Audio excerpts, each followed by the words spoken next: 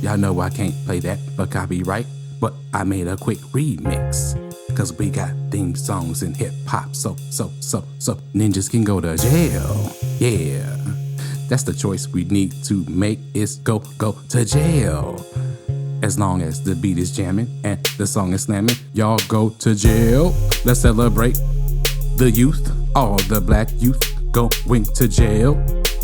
White collar crimes for black youth, that's the way to go. Let's go to jail.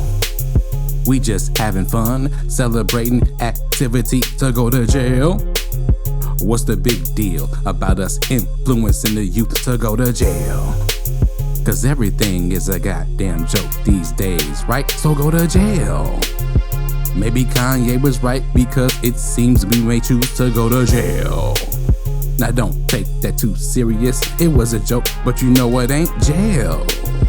I heard they got PlayStation now, so maybe it's cool. Now listen to me, this is a joke, of course. The serious part is coming. If you are new to this channel, please pay attention to the disclaimer after the intro. Sorry y'all, I'm silly.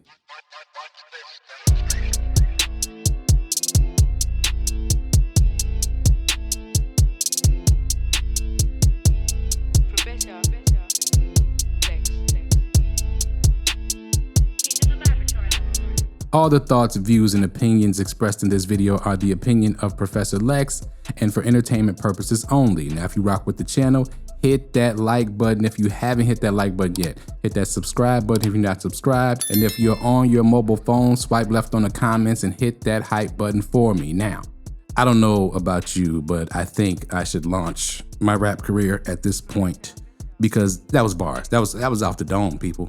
That was a freestyle.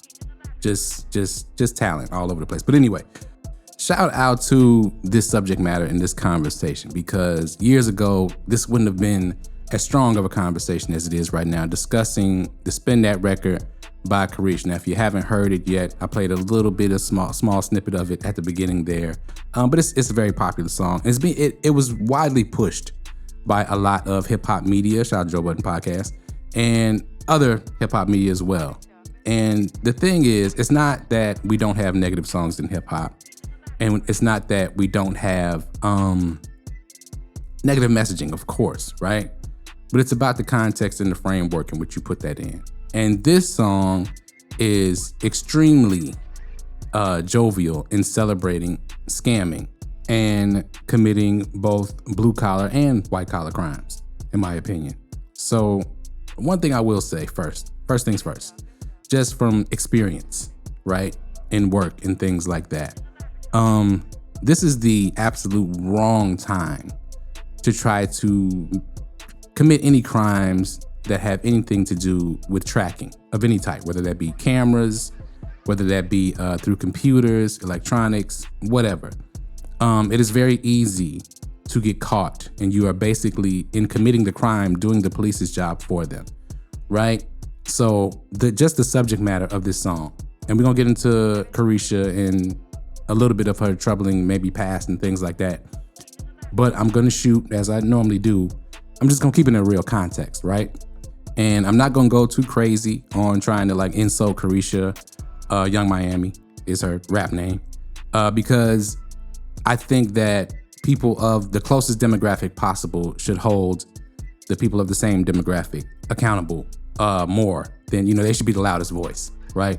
To hold black women should be the loudest voice to hold other black women accountable. And shout out to India Ari, shout out to Howard University's Ariel Anise, shout out to Nikki Gilbert, R&B singer, shout out to so many others who are just, holding Caresha accountable and holding the people who produced this record and who greenlighted this record to be a single accountable as well. We cannot forget those people. Yes, Young Miami is the face, but a lot of somebodies helped her make this into a hit record with the messaging, with no pushback on the messaging. And this has been a problem throughout Black entertainment culture and just entertainment culture in general throughout the history of it, right? But one thing that's very different that I'm very happy about is not only the response to it, but the quickness of the response to and the pushback to this kind of messaging and the push of the kind of messaging, because it's not, in my opinion, there's nothing inherently, I guess, wrong with Young Miami making the record, right? It's in the wrong context for one, right? But she has freedom of speech. We're not gonna limit her speech. But it's the push of the record, right? Like I said, by hip hop media, by social media, by all the programming behind records like this becoming extremely popular. Now, as in trying to recreate a quick beat for it right quick, it is a good beat. It's 90 BPM, which is very catchy, right? The most catchy songs are around that 90 to 100 BPMs, right? 90 to 110, really, if you go get into club music and that. But even though the so-called planning and programming may be obvious, we still have to do our due diligence in the pushback and in the conversation. Okay, we can't have a blanket boogeyman that nobody knows, that we blame for this kind of thing, right? We have to go directly to the creators and the owners of the music and hold them accountable, not just Young Miami. Now, from what I understand, in her background, Caresha's background, her mother served time for scamming or boosting, as they call it. When we're looking at Young Miami, she just might not know any better, right? Some of our artists who don't represent themselves very well as far as the music and that, they just flat don't know any better, y'all. And we have to start pointing at the people who are taking advantage of the fact that they don't know any better, right? Or that they make bad decisions. So QC, Quality Control, Motown, Republic Records, shout out to Republic Records, the home of OVO, appearing on this channel yet again. Universal Music Group, the parent company of all of those. We have to start, boycotts are popular these days. But the best way that you fight back is not playing the song, not streaming the song, and keeping the pushback going. That's the best way. I'm gonna let the females handle Young Miami the way they wish to do so.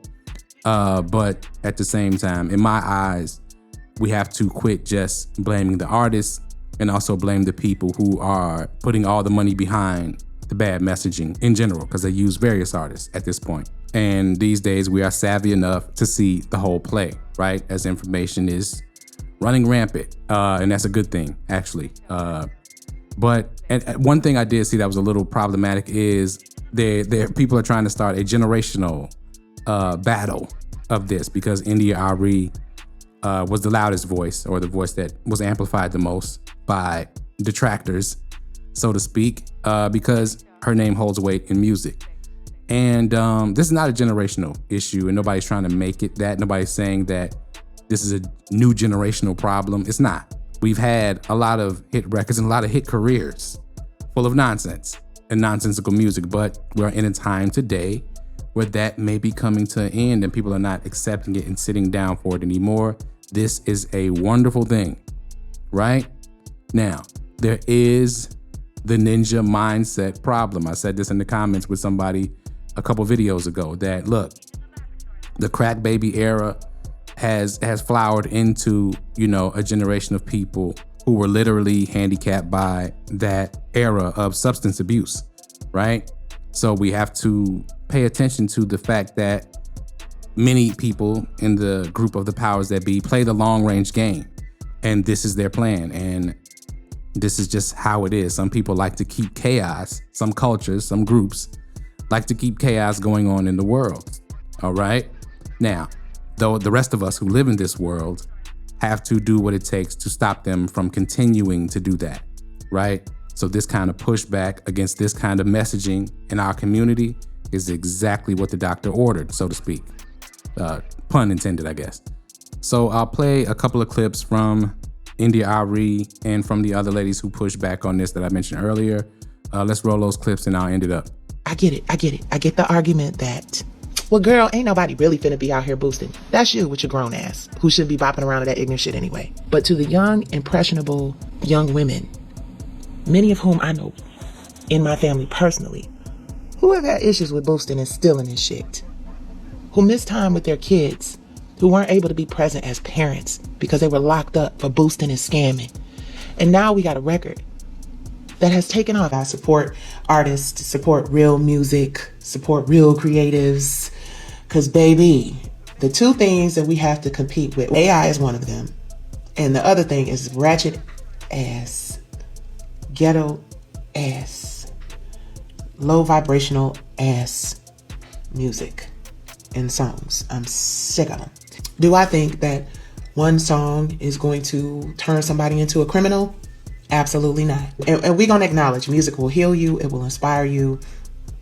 But when songs start streaming billions and billions of time, it becomes a part of our cultural conversation, right? It's not just shaping fashion and language and cultural identity. It's actually teaching people how to treat us. It is being wrongly reported that I think we should boycott this song of the summer. I'm not going to tell you what it is because I refuse to sing that song, but either you know what it is or you don't. If you don't, you can go find it. It's very easy. But I don't think we should boycott. What I want is to see people understand the power of words and music and to make choices that are healthy for them. That's what I want. Do I think it matters what I want for people? No. I have finally learned that it doesn't matter and that there's no amount of sacrificing my life force energy that is going to make anybody want anything better for themselves. All I can do is emanate what I emanate, stand for what I stand for, and hope that it reaches who it's meant to reach. And that's it. And that's all I'm going to do. And so my comment makes it very clear that I don't think we should boycott. My comment is tantamount to everybody doesn't want the same thing. And there are a lot of people who are saying it's just a song. Well, if that's what you think, enjoy. But what I know is that music has power. But of course, I have used that power to help some people. And I have traveled around this world twice. And I see the impact of what we export out of the Black American experience to the rest of the world. Longer story for another time, but I've seen it. So I know, and I'm telling you what it is, but you enjoy if that's what you want to do. And I will enjoy doing what I want to do. And that's why I don't think anybody needs to boycott. I think people just need to make choices for themselves. That's what I think. That's one. Two, also, this is a short version of a longer video. I put a much longer video where I go into detail about these concepts on my Substack. So go check that out if you're interested. Two, I was also in the blogs because I made comments about Clive Davis. And I said, watch what kind of stories you're going to see coming out about him. I signed my record deal when I was 22 years old. And so I learned about human nature through the lens of the music industry. So I got a full hot dose of all of it. And I know what kind of stories are going to go. I don't need to say anything more because you're going to hear the stories. You're already hearing the stories. If you're on social media, you hear some of it's true, some of it's not true, some of it's conspiracy, some of it's, exaggerated, but a lot of it's true. And it's not my place to tell stories of people close to me, but I've heard some stories and I have my own experience. And again, it was wrongly reported that I talked about our working relationship. I did not have a working relationship with him, but I was certainly at the effect of his power. So I go further into that on my Substack if you're interested. And the third thing, when I've made the Clive Davis comments, people were saying, well, speak on it, sis. Like, tell us what you think. Like, like they wanted me to, because in my comment, I said, I don't need to go into my story because people have far worse stories than me. I called my experiences with Clive Davis an irritation, and it was an irritation. But I have stories. And that's why I decided to make this video today because, again, I go into the longer version on my Substack. So there you have it. Powerful messages from each lady there. And go check out that India Ari Substack for sure. Interesting. Clive Davis, one of the pillars of the music industry. And yeah, so that's it. As somebody who has loosely participated in the music industry over the years, the reason I didn't pursue music wholeheartedly, and I quit back to pursuing it all the way back in 2011, 2012, right? And it was because of the business structure. Just as a side note, right? Everybody gets to count the money before the artist, even if you have your own publishing company, right? Somebody else is counting and collecting your money, and they don't really give you good paperwork on how they came to the number of the money that you're owed, right? And that permeates throughout entertainment, right? There is no real concrete accounting in many cases. And that's just one of the issues. Outside of the programming issue, outside of the somebody who doesn't make music telling you what music should be made issues, there's a lot of problematic things that we have to discuss and that can be very much corrected, right? And that the tools are available for artists to correct those things. And we need artists in every room. Okay, if you're on the sidelines and you too scared, as Ice Cube said, and Snoop, if you scared, go to church. but we have to have artists in every room. All right. We have to know what people are planning to do in every room with your culture, not on the couch over here, over there, not communicating, not knowing what's really going on, and just coming up with weird conspiracy theories about what's really going on. If you're not a participant, don't pretend to be one, right? And don't downplay people being in those rooms, because they can come back and tell us what's going on in those rooms when you don't know. And we do indeed need to hold them accountable for being in those rooms and coming back with the proper information, for sure. But that takes time, energy, and work. And a lot of us like to not work. We like to kind of work in the background and inside and all that. And okay, all right. A lot of us are just trying to boost ourselves and pretend like we care. But that's another story for another day.